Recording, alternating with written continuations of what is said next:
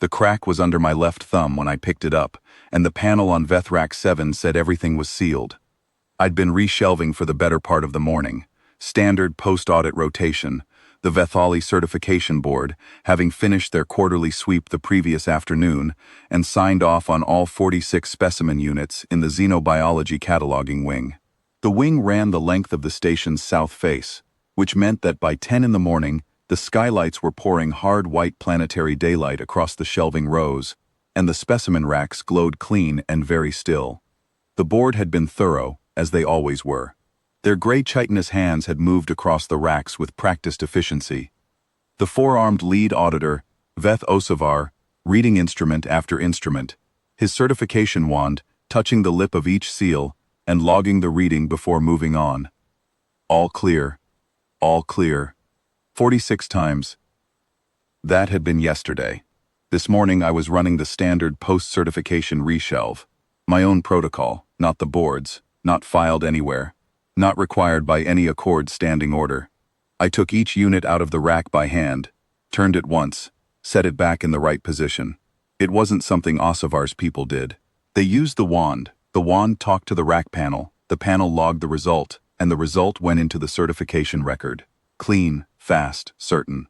I turned unit J714 and ran my left thumb along the lip of the seal, the way I had done 10,000 times across a 15-year posting. The crack registered under my thumb pad before my eyes found it. A hairline fracture, not quite a millimeter at its widest, running about a quarter of the way around the seal's lower edge. The kind of thing you wouldn't see straight on. The kind of thing that read intact to a wand pressed against the surface. Because the fracture ran parallel to the lip, and the wand was measuring vertical integrity, not lateral shear. I stopped. I held the unit still and tilted it slightly toward the skylight. The crack caught the light at a low angle and went white against the gray composite seal material. I could see it clearly now. The panel on Vethrack 7 showed green across all 46 positions. I set J714 down on the work surface, away from the rack, with the crack facing up. Then I reached for the station's general intercom and said, in a normal voice, that I needed the senior quarantine coordinator and whoever was currently lead for Orvanen Station's emergency protocols to come to the Xenobiology Cataloging Wing. No alarm, no escalation tone. I have learned over the years that the fastest way to have a thing handled calmly is to call for it calmly. Then I waited. The unit in question was a Class II aerosol suspended biological sample, designated specimen Veth jar J714, collected from the surface of a deep stratum cave system on the station's survey moon 4 years prior. The Vethali had catalogued it as a dormant spore colony of the genus Orvath secondary, inert at standard temperature and pressure, non-reactive to atmospheric nitrogen, cleared for standard archival storage. That was in the catalog. What was also in the catalog, in the secondary notes that the certification board's wand protocol did not require reading during a quarterly sweep, was a 6-year-old flagging by a now-retired Vethali xenobiologist named Sev Orath, who had noted that Orvath secondary spore colonies had shown variable activation behavior in the presence of trace atmospheric compounds present in joint species stations running dual atmosphere life support. Orath had recommended a secondary aerosol barrier on any unit containing Orvath genus material.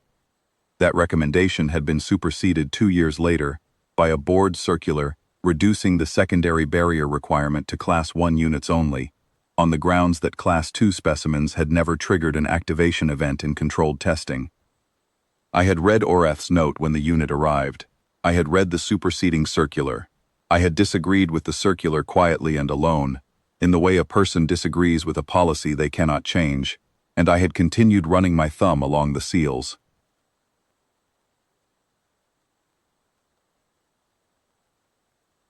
Veth Osavar arrived in the wing 11 minutes after my call.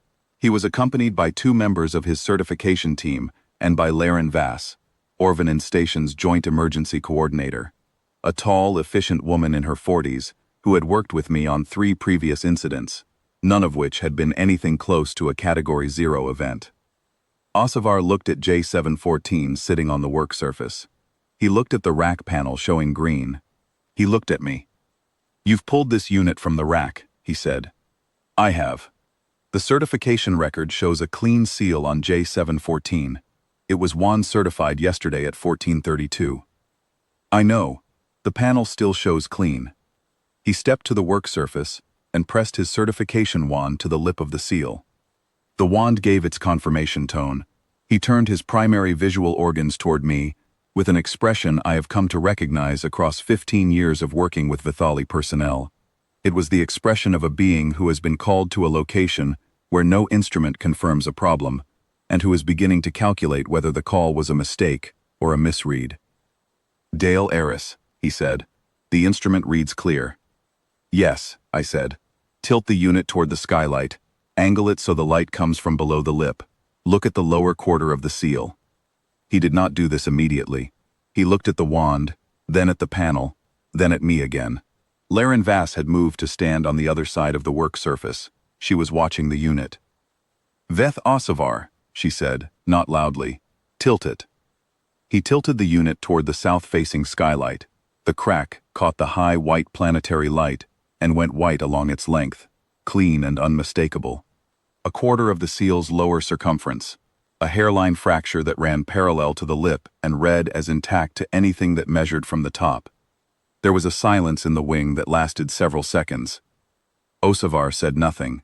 One of his certification team members made a sound that I later understood was a Vethali involuntary response to the recognition of contained risk. Laren Vass had already moved to the wing's emergency panel and was pulling up the station's atmospheric flow diagram. I already knew what she would find.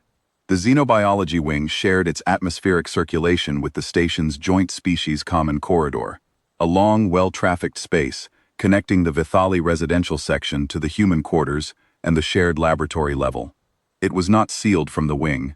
Under standard operating conditions, it did not need to be. If J714 had been reshelved without detection, it would have remained in the rack under the conditions that ORATH had flagged 6 years ago. Trace atmospheric compounds, dual life support environment, Class 2 seal on a unit containing a spore colony that had been assessed as inert without full activation compound testing. How long before the fracture propagated to breach was a question I could not answer precisely.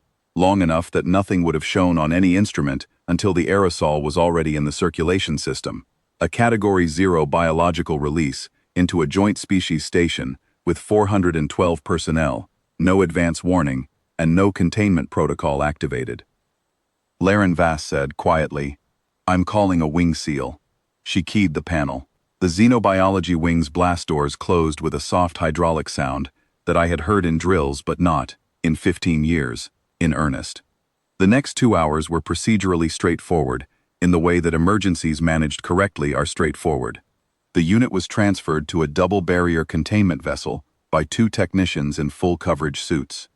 The rack was swept manually, not by wand, by myself and a Vithali technician, Osavar assigned, who understood after 30 seconds of watching me why we were using our hands. We found nothing further. The unit was decommissioned according to Class 0 protocols, sealed in a tertiary vessel, and moved to the station's deep quarantine bay.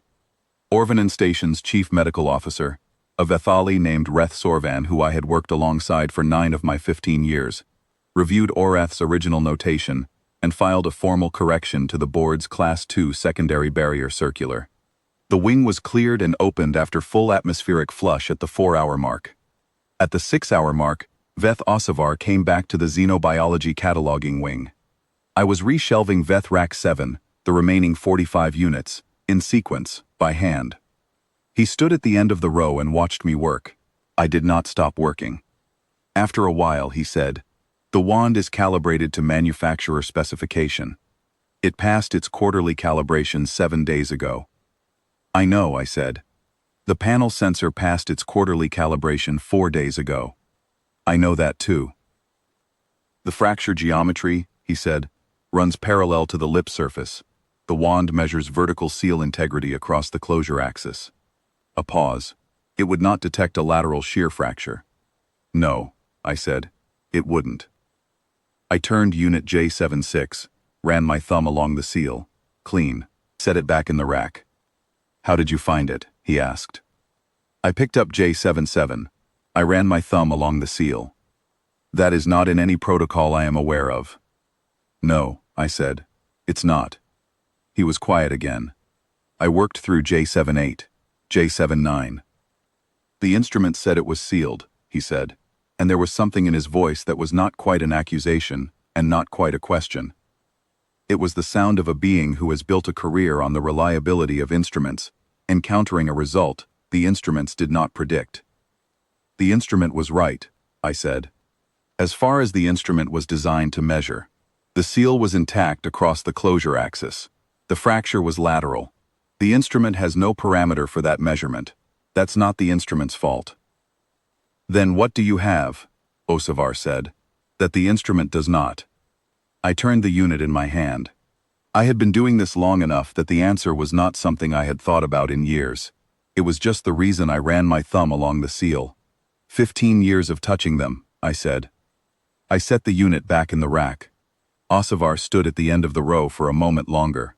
Then he said, carefully, the corrected certification will note that J714 was identified for manual inspection by Orvanen Station's human archivist prior to a potential containment failure. The board's certification record will reflect that the lateral fracture was not detectable by standard wand and panel protocol. That's appropriate, I said. The notation will also reflect that a modification to the wand measurement axis is under review. I nodded. He left. I finished reshelving Vethrak 7. 45 units, each one turned, each seal run under my left thumb, each one set back clean. The daylight from the skylights had shifted to the late afternoon angle. Warm now. Long across the shelving rows, the specimen jars lit amber and still. Reth Sorvan stopped by the wing on her way off shift. She stood at the end of the row and looked at the rack. Osavar told me you found it with your thumb, she said. I did.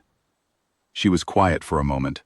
Reth Sorvan had a particular quality among the Vethali I had worked with. She was interested in human procedural instincts, in the way that a good scientist is interested in anything that doesn't fit her existing model.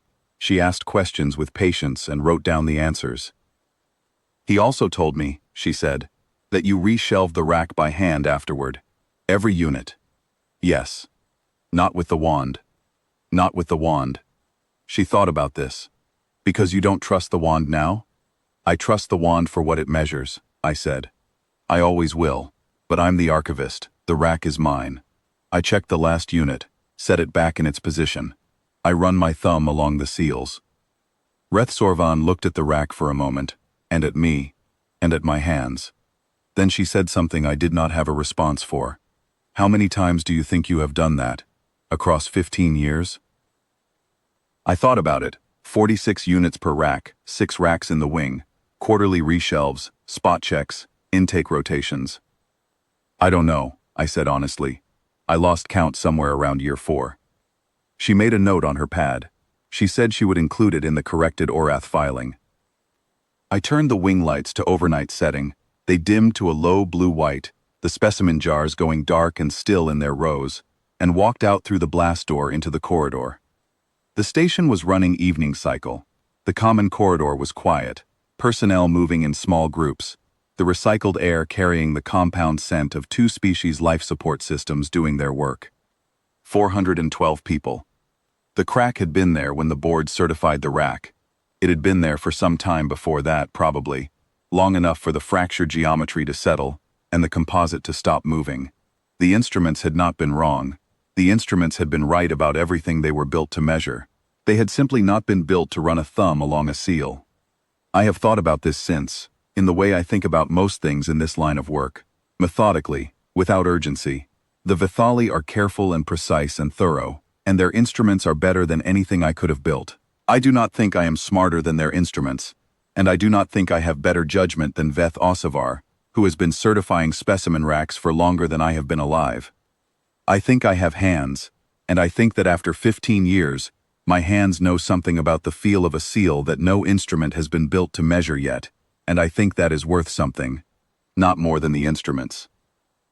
Alongside them. The crack was under my left thumb when I picked it up. The panel said clear. I wrote it up in the shift log before I went to bed, because a thing like that deserves to be in the record.